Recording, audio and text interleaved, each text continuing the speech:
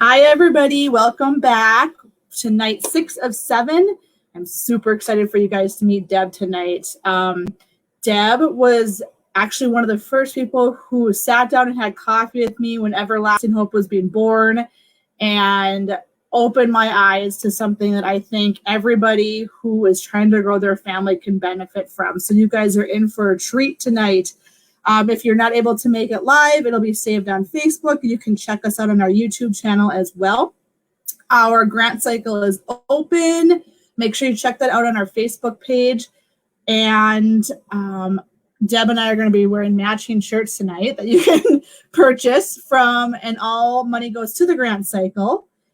Make sure you check out our 1 in 8 pledge. I see some Facebook fundraisers. Thank you to everybody doing that for us. You have no idea how much it means. We have a lot coming up, even with the C word COVID here. We have a lot coming up in the next year with legislation efforts and our grant cycle. So every pledge you take and breaking down those barriers to infertility is extremely helpful. So without further ado, I'm going to bring Deb on. Hi, Deb. Thanks for joining us tonight. Thanks for having me, Tara. Matching shirts. Yes, this is great. Love it. Deb is going to be a host of information for you. So I'm going to quit talking. I'm going to let Deb tell you all about herself and the Bismarck Fertility Care Center that I am blown away by, that we have this right here in North Dakota. We have your knowledge right here. So take it away. Thank you, Tara. I'm very happy to be with you tonight. As Tara said, my name is Deb. I am not a native of North Dakota. My husband and I moved here about 8 years ago. I've been married for about 12 years to my husband, and we have 2 little girls after a long struggle of infertility. We moved here actually after having been over-the-road truck drivers. We started off our marriage as over-the-road truck drivers because we began our married life together with over $160,000 worth of debt and no job prospects. I have a master's in theology. He has a master's in philosophy. Doesn't really pay the bills. So we found a way to make a lot of money in a short amount of time and had a concentrated focus on our relationship for the first couple of years we were married. And incidentally used a fertility awareness-based method, which is what I'm going to talk with you about tonight, in the first part of our marriage, specifically to avoid pregnancy. When we got married, we knew that we didn't want to have artificial hormones as part of our relationship and having that in my body. And so we learned a method that I currently now teach called the Creighton model, system for fertility awareness. And we used that during the first few years of our marriage when we were driving truck to avoid pregnancy. Now, we didn't know it at the time, but we were infertile. And so without fail, anytime that we would be stuck at a truck stop with a layover or we'd have some time on our hands, I would always be ovulating. I would always be during my fertile time. And so we would I'd sit over here and he'd sit over there and we'd just look at each other. And it was really frustrating. Had we known that we were infertile at the time, that might have saved some heartache, but also might have jump-started the heartache too. Yeah. So that's always a fun, just party introduction. Hey, I used to be a truck driver. I have my CDL. So we drove over 600,000 miles in the continental United States and have been to every state in the lower 48 except for Vermont. And just had a great experience. And then we moved here kind of sight unseen 8 years ago, and we've been here ever since.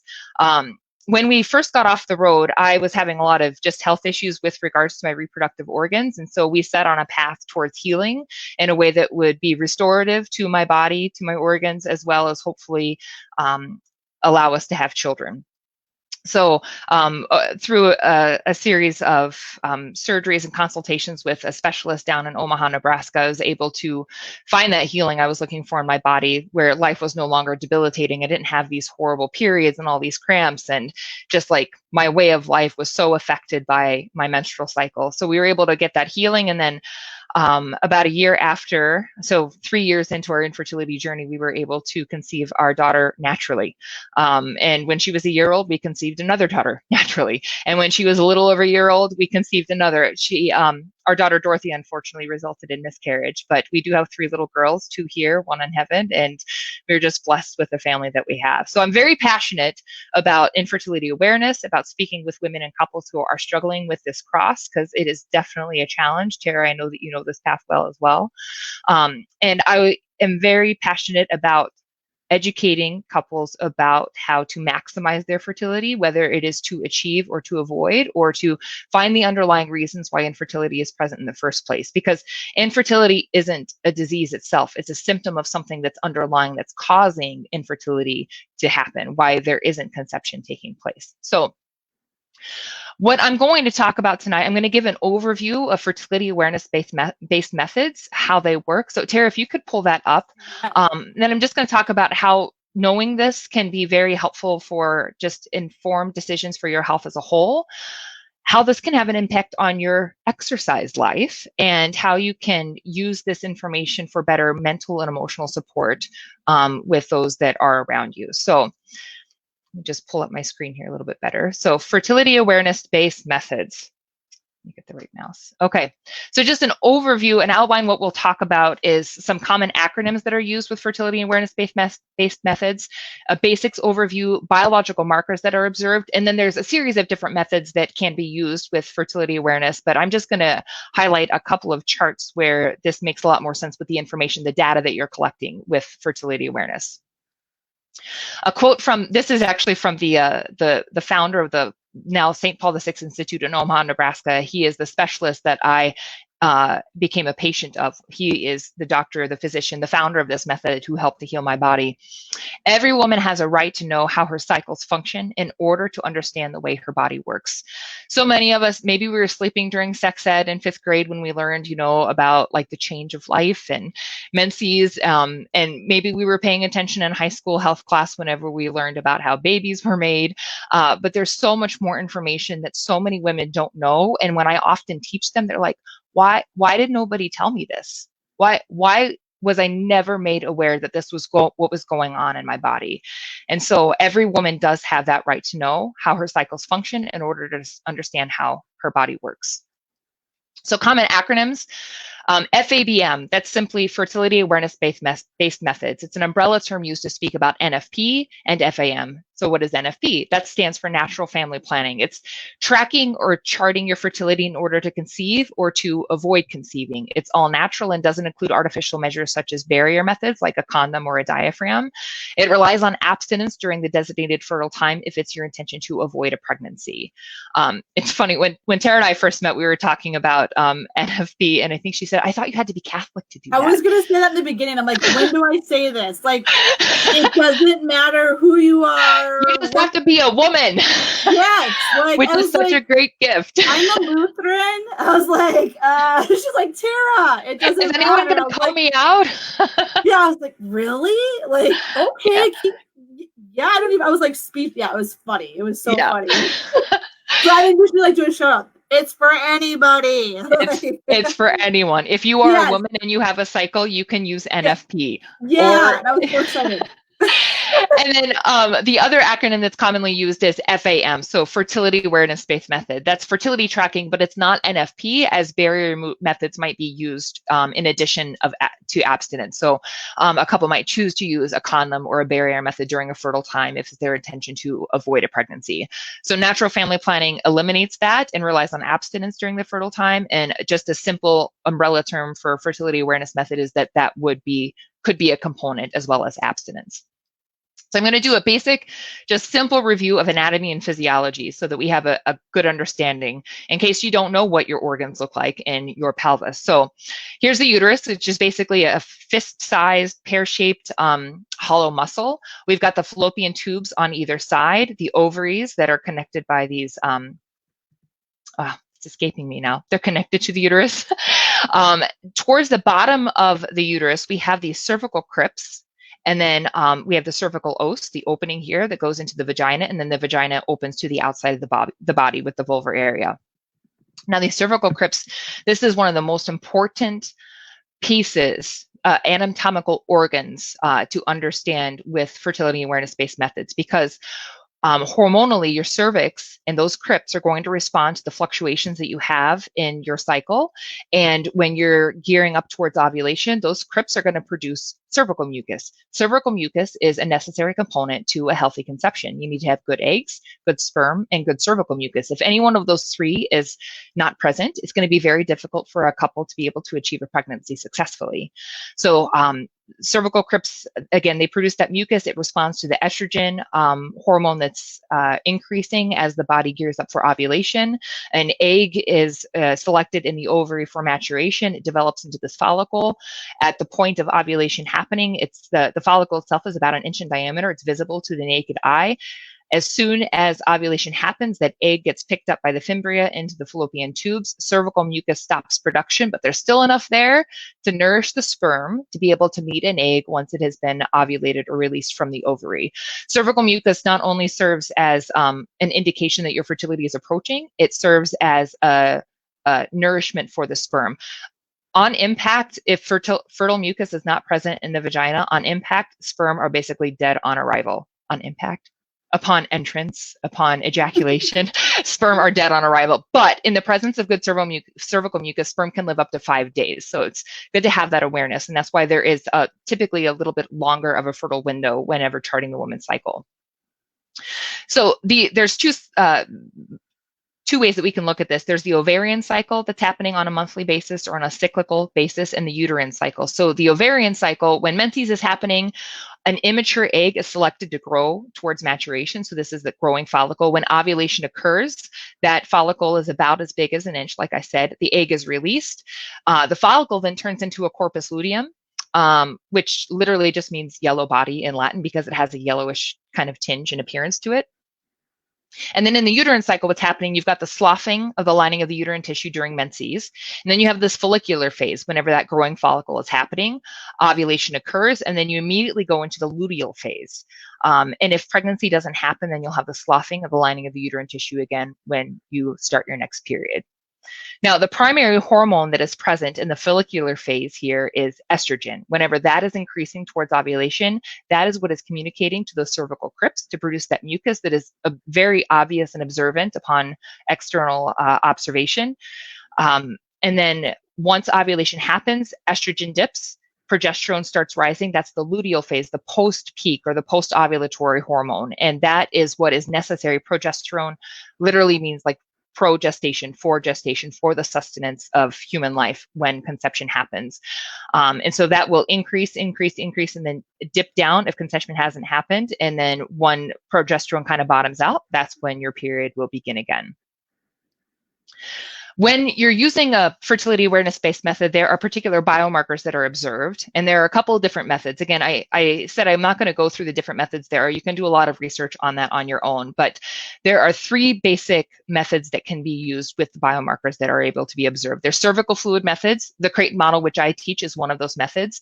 It's simply observing the cervical mucus on an external in an external manner. So it involves observing and recording the patterns and changes of the cervical fluids, which includes the walking sensation. So if you've ever just been walking and you're like, I notice a sensation in my vulvar area, that would be one determining factor into an observation with the cervical fluid-based method. Then there's symptohormonal methods. So the estrogen hormone and luteinizing hormone levels and mucus. So there's a use of an algorithm formula. There's ovulation test kits that are used and integration of electronic hormonal fertility monitors to measure reproductive hormones in the urine, and then also the traditional markers, natural markers of fertility, like cervical mucus observation or taking your temperature, for example. But this one it's a little more techy, so that's a little bit more attractive to some in the younger generation. I'm a little more old school myself, but like you'd basically pee on a stick every morning, and then you'd plug that in, and it would measure the hormones in your urine, and you'd be able to tell if you have low fertility, if you have high fertility, and you could plan accordingly. And then the symptothermal methods. Oh, I think I misspoke. I included temperature in the symptohormonal, but that's down here in the symptothermal method. So you measure your basal body temperature. Progesterone is a thermogenic hormone. That means that it increases your body temperature once it is rising in your body as well. So after ovulation has occurred, your body temperature will consistently rise at least 0.6 degrees after ovulation has occurred. So if you are in the habit of taking your basal body temperature every morning, say at like 5 o'clock in the morning, maybe you usually get up at 6. If you take your temperature at 5 o'clock in the morning, you'll have a good basal body temperature. And when that shift happens, you can know that ovulation is likely to have occurred. So it looks at basal body temperature, cervical mucus, and the cervix. So it consists of internal checks. So you can check the position of the cervix, if it's hard, if it's soft, if it's open, if it's closed. It also combines, again, the daily waking temperature, the changes in the cervical fluid, and cycle length, and other minor signs of fertility. So those are the basic methods that are available on the market today, and that provide the different biomarkers that can be observed. So cervical fluid, symptohormonal, and symptothermal. And so these are the hormones in graph form. So if you can think back to 2 slides ago when you had menses over here, and then the follicular phase leading up to ovulation, and then you have the luteal phase, and then menses again. So body temperature is going to be low until ovulation hits, and then it rises again. You'll have consistent, 12 to 14 days of temperature rise before it slowly starts going back down again, and then menses will happen. Incidentally, if you are pregnant, it will stay high. It will stay elevated. Maybe that's why women who are pregnant are so warm all the time, because it's up there. And then you've got the pituitary hormones, the luteinizing hormone, and the follicle stimulating hormone. So the green here is the FSH, so that peaks and rises, as well as luteinizing hormone right around the time of ovulation. But the ones that you're primarily looking at, which I'm going to be talking about a little bit more in my other points this evening, is the estradiol, or the estrogen. It increases right before ovulation happens, then drops dramatically. And then progesterone, this purple hormone, as soon as ovulation happens, it peaks. There is a secondary little peak of estrogen in the post-ovulatory phase, and I'll talk about that here in a little bit too.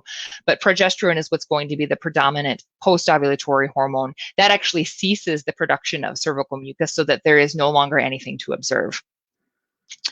Okay, I'm going to skip this here. So an example cycle of using a cervical mucus-based method. And this is exactly what our charts look like whenever I teach women and couples how to chart the Creighton method. You've got menstruation, and this is all posted out linearly.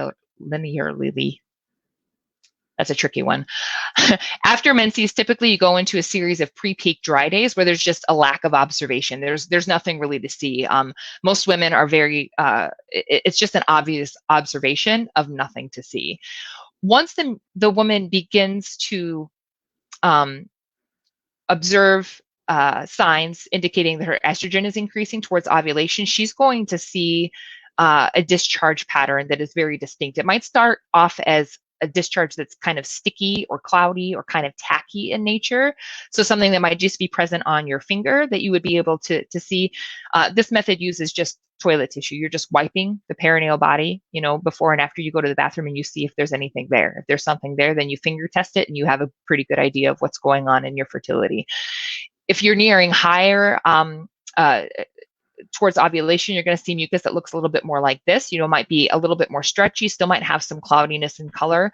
But whenever you hit your peak fertility, it's going to be that egg white cervical mucus. It's going to be very stretchy. It's going to feel very slippery. The vulvar sensation is going to be very wet or very just slippery.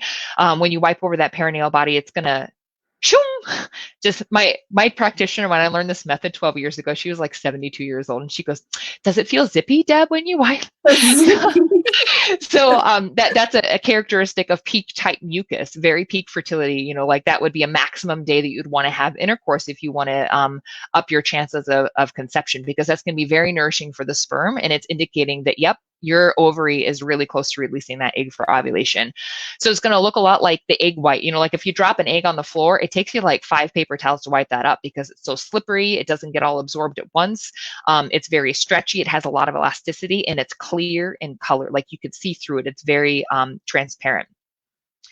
Then every woman is going to have a very dramatic change once that peak day has happened. She's either going to go back to more of a sticky, cloudy type of observation, or just simply dry observation. So the last day where you see any mucus that looks like that is going to be the peak day. And then typically a woman is going to finish out the rest of her cycle with a series of post-peak dry days. Every woman, there's an average of 13 days in your post-peak phase after ovulation has occurred, but between 9 and 17 days is normal. Um, okay, so let's see here. There was something else I was going to say about that, but it just totally escaped me. Okay, any questions that you can think of so far, Tara? No, this is excellent. Okay. So again, there's just going to be a really dramatic change. You would go back and identify the peak day. Oh, that's what it was. Peak day is not necessarily synonymous with ovulation. Like, it doesn't mean that ovulation always happens on the peak day. Ovulation can happen up to 3 days after the peak day and up to 3 days before the peak day. So just because you had the most fertile mucus on that particular day doesn't that mean that that's actually when your ovary released the egg, but that's the clearest indicator from external observations that we can have that ovulation is coming or has just recently passed. Okay, I'm going to just go back to this hormonal chart here just to refer to that in the future. And Tara, I can't see the chat. If there are any questions in the chat that are popping up at all, just let me know and I can answer those. We're good so far. I will cut you off. Okay, great. If I do. So just to give an overview of how this information can be helpful for you, whether you're trying to conceive or to avoid pregnancy, just knowing this information about what your body is doing can help you make informed decisions for your health as a whole. So we can't separate our reproductive organs from the rest of our body. If something is up with them, then it's going to affect the rest of us. So general health issues can include, and this will be very apparent in the biomarkers that the woman is observing in her chart. It can include thyroid system dysfunction, cervical inflammation, low progesterone, the effects of PMS. If you're able to indicate when they are starting in your post-ovulatory phase, that might very well indicate that you do have low progesterone. Supplementing at the right time in your post-peak phase can help reduce or eliminate those symptoms. I tend to be a chronic PMS sufferer, so it's always nice when progesterone can be available and I can just get my fix and then not want to like stab people in the eyes, because that's not healthy. It can, like if you have longer cycles, for example, 95% of women that have a cycle length that's longer than 38 days, I believe that's statistic, 95% of women that have that cycle length likely have polycystic ovarian syndrome. So being able to just determine that, because then polycystic ovarian syndrome, or PCOS, that increases your likelihood of osteoporosis, of heart disease, of diabetes. So being able to be aware of that can help you make informed health decisions for you so that you can be as healthy as possible, even in the midst of some of these reproductive maladies. Let's see, informed decisions for your health. With limited mucus cycles, you might have a likelihood of endometriosis. So just charting your cycle, you could be more aware of what is causing the infertility. Infertility, again, is a symptom of an underlying issue. So if you chart your general cycle, we might be able to determine what those underlying issues are. Okay.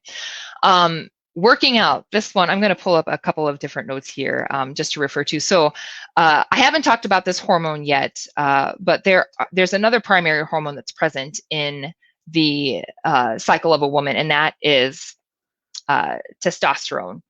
So we've got testosterone, we've got progesterone, we've got estrogen. And you can kind of cycle sync your workout. This is fascinating. When I came across this information, my mind was just blown because a woman, like if you can see based on these hormones, like you're not waking up any same day with the same hormonal makeup. Something is always fluctuating and changing. And so you can have a better awareness of how best to prepare for your day, or maybe combat what you know might be a more of a negative experience based on where your hormone levels are, and just plan accordingly and let the loved ones around you know that too. But with cycle syncing, so like obviously when you're in your menses, at least maybe that's just for me, I do not want to do anything. Like I'm not motivated to work out. I would rather just kind of be a bump on a log and just eat my chocolate and drink my coffee. Yeah. But once estrogen starts increasing, like you will have more capacity to lift more, to have more endurance. If you want to do more endurance style athletic events, you know, like go for longer runs. I gave this presentation at a CrossFit gym a few months ago, and all the women were like, when can I lift more? When can I want to really push it. Can I work out twice this day? That'd be great. So, you know, during menses, you're going to do something more like Pilates or yoga, something that's very gentle, because, you know, progesterone is still a little bit present. You know, you've just got more relaxin in your body. So you're more prone to injuries actually when progesterone is present. When estrogen is increasing, you've got more energy, you've got more power, you've got more stamina. You can really push it here right before ovulation happens. But Once ovulation happens and estrogen drops and progesterone starts going up, you're just going to not have as much motivation. You're going to want to take it a little bit more easy, especially when you're getting near the end of your cycle before your period starts again. You'll want to just, do some more stretching and maybe just not push it quite so much. I experienced this in a very real way. Last fall, I was doing the Bismarck Marathon Relay with a couple of friends. And about 2 weeks before the race, I was doing just a simple 3-mile run, like nothing extravagant, a 3-mile run. And it killed me. Like I got back home and I was just beat up. Like I was just upset. I almost cried. I was really upset with myself because I just couldn't do it. I'm like, Deb, what's your deal? Like it was a 3-mile run. And I called my friend who was also on my team, and she said, we're both in our post-peak phase. This is why, because we've ovulated, we don't have enough energy. But guess what? The race is in 2 weeks and our estrogen's going to increase. I'm like, you're so right. Like, I just didn't even have the wherewithal to think about that in myself, because when you're stuck down in yourself, it's hard to, pop your head out. But then the next, 2 weeks later, when we had the race, I had the best run I'd had the whole training time. It just was great. And I felt great because I was very much in this stage of my cycle. Estrogen was increasing, progesterone was at a minimum, and I had a great run. So again, you'll want to just once you start tracking your cycle, you can time your workouts and just plan your workouts accordingly to be more appropriate based on what your body is able to handle. And you don't want to push it, because again, when you're in this post-peak phase, post-ovulatory phase, and progesterone is higher, you are more prone to injury. So you don't want to push it too hard. You want to keep it to, slighter, lesser movements, maybe something that's a little more nourishing. Like yoga or Pilates, or just simple, gentle stretching. And then the third point that I want to talk about tonight, so, informed decisions on your health as a whole, working out, how you can, harness this power for exercise maximization. And the third is mental and emotional support. So I forgot to bring the book home with me, but I'll have Tara link to it in the comments once we get finished with all of this. There's a book called 28 Days, What Your Cycle Reveals About Your Moods, Health, and Potential. This is a book by Gabrielle Lichterman, and it is fabulous. She has taken all of the research that has been done on these different hormones and how you can incorporate that into better preparation for your day. So being able to predict how these hormones are going to affect you and able to help you plan your life in a way that helps you capitalize on hormonal benefits and overcome hormonal challenges and make every day of your cycle better.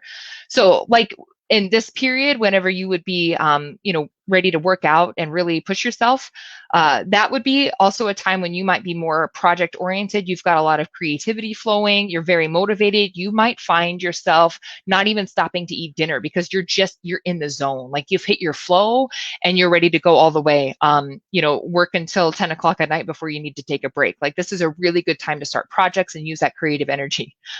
Once ovulation happens, it's like, do I have to get out of bed this morning? I didn't do laundry yesterday. I can just put on dirty pants before I go to work, right? Like, it's kind of like, I love Jim Gaffigan. He's a great comedian. He's like, I'd go work out at the gym, but then I'd have to put on pants and I want to do it. Like, totally how I feel when I'm in my post-ovulatory phase. Like, my motivation is just not there. It's hard for me to stay concentrated, and that's an effect of progesterone. But if you can be prepared and kind of harness that energy and combat the negative effects, so to speak, of what the hormonal fluctuations are in your body, then you can have a much better outlook. She has an app that goes along. It's not as much information as her book, but it's I think I have that. Is it called My Flow? No, actually, it's called Hormone Horoscope. And so it should be like you plug in the basic length of your cycle and typically when you ovulate, and she will give you a formula basically of what your hormones are doing in your cycle at that time and what you can anticipate, like in your love life, in your work, in your energy level, your cravings. Like for example, women crave chocolate because like before the period starts because it has is it potassium or magnesium? One of those two. It's really helpful to help combat some of those cramps and things that might be coming. So she's like, okay, on a day like today, maybe eat a little bit more sugar, to prevent like a little bit of a drag maybe in the afternoon just to keep your energy up. Maybe in a particular point in your post-peak phase, no matter how much coffee you drink, you're still going to be like a slug on a log because you're just in your post-ovulatory phase. Whereas if you're drinking coffee and your estrogen is increasing, she's got some great Instagram graphs that she puts, and it's like my heart is racing more than a Metallica drum solo, when you're drinking coffee at the wrong time in your cycle. So maybe it would be an appropriate time to lay off the caffeine and maybe drink some herbal tea or something instead. So it's really just helpful information. In that app, there's a paid version and a free version. The free version, I think, provides enough information for you just to have a general understanding of what's going on. But she also has like a journal that you could purchase that you could, indicate on a scale of 1 to 10. My motivation today is 0. My libido is a 10. My irritation is a 7.5. So that you can start tracking this. And then the more cycles you have tracked, the more you're just going to be prepared for how you're going to feel that day. And then if you know what your trigger points are, you can maybe combat that or make sure that you have some extra chocolate in your purse or whatever. It can be really helpful. Interestingly enough, she also has an app called the Female Forecaster, and that's for men. And as soon as I found her apps, I downloaded it on my husband's phone. And we've been married for 12 years. He looks at his phone. I feel like I finally know who you are.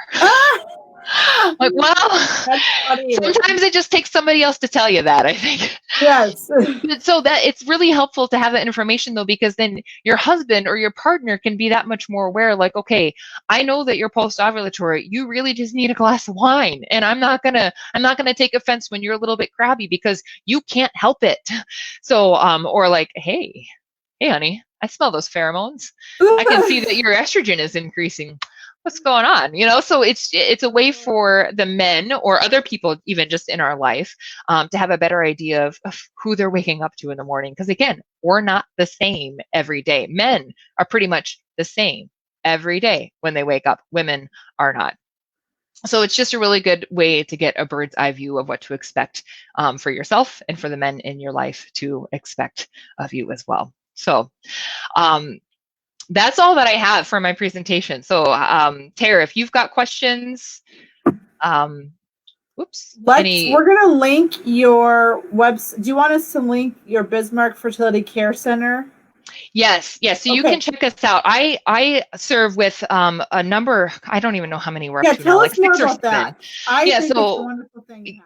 Yes. I serve as the intake coordinator for our Bismarck Fertility Care Center. So there are 7 practitioners of us that are all involved. We've all gone through a very rigorous, very intense 13-month internship to learn how to teach women and couples how to chart their cycle. This is based out of the Institute in Omaha, Nebraska, and it's an incredible wealth of information that we've all gone through. Half of us have gone through the extra steps to get certified. I think the other of us are in the process of doing so.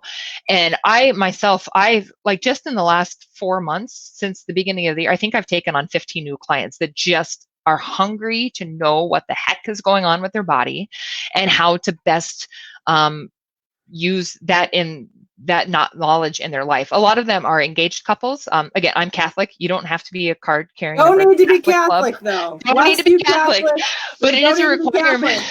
It is a requirement in our diocese if you want to get married in the Catholic Church to learn a method like this, because it's not just about achieving or avoiding pregnancy. Like, it's about being able to be aware, like if you've got PMS symptoms or if there is a likelihood of infertility, like so that you can find the most restorative reproductive way to restore the integrity to your reproductive organs and heal the underlying issues that's going on that is causing maybe infertility or subfertility. So most of us, especially now during this time of COVID, most of us teach online. I teach exclusively online, as most of the other practitioners do right now. And I can see that going far into the future. So even if you're not local, if you're in Fargo or Grand Forks or Williston, anywhere, we're able to serve you. There is a center, I believe, in also in Fargo, but I don't know what their capacity is right now, but we're ready and able to take on any new women or couples that would like to learn this method. Most of us are here in the local area. So when we do get back to in-person availability, you could meet us in person instead of just screen to screen, but it is nice to not have to put on pants when you go to meet. I'm wearing pants for the record, just so But if you don't want to. But if you don't want to, you don't have to. Yeah. I met with a couple in my pajamas last week. Actually, they were in their pajamas too. It worked out great. But you can check us out at bismarckfertilitycare.com. There's a profile of each one of us practitioners on there. You can get a better idea of when our intro sessions are, fees for each follow-up, and kind of what you can expect with learning the system. That's excellent. And I like how you brought in the whole exercise piece of it and how it affects all of that too. I think that's a new thing I've learned in the last year as well. Yeah, it's very helpful to just know how best to manage who you are on a daily basis when you can have this information. It's really life-changing when you think about it. It is, yes. I don't see any questions, but Deb and I will watch. If they come up later, you can message us. We'll forward them on to her.